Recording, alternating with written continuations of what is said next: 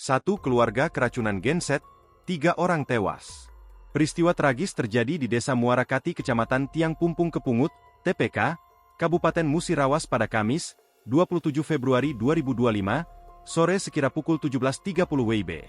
Di mana, satu keluarga yang beranggotakan 5 orang tersebut ditemukan tak sadarkan diri di dalam rumahnya, akibat diduga keracunan asap mesin genset. Peristiwa tersebut dialami oleh Yayan Irama sebagai kepala keluarga, kakak, kemudian istrinya bernama Reni Hartati, serta 3 anaknya yakni Aditya Hamiza Irama, Afika Nabila Irama dan Alvaro Afka Irama. Namun, dalam peristiwa tersebut, akhirnya 2 orang dinyatakan meninggal dunia yakni Yayan Irama dan anak keduanya yakni Afika Nabila Irama yang masih berusia 6 tahun. Kabar terbaru korban diketahui bertambah menjadi 3 orang. Korban terbaru adalah Reni Hartati yang merupakan istri dari almarhum Yayan Irama yang sebelumnya telah meninggal dunia pada saat kejadian. Korban meninggal dunia di RSUD Dr. Sobirin hari ini Jumat, 28 Februari 2025, sekira pukul 13.30 WIB, setelah sempat mendapatkan perawatan intensif.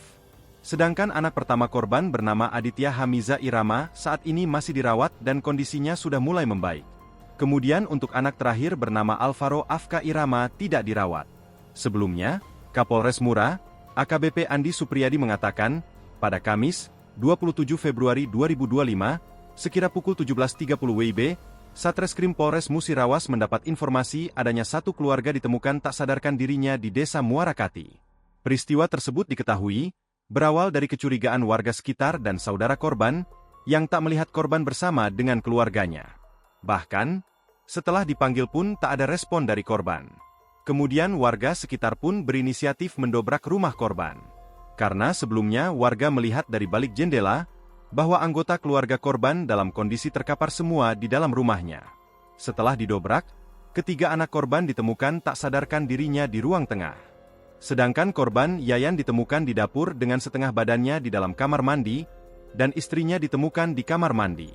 Para korban ditemukan tak sadarkan diri dan dalam kondisi kejang-kejang, ucap Kapolres. Setelah itu, warga membawa para korban ke Rumah Sakit Sobirin di Muara Beliti.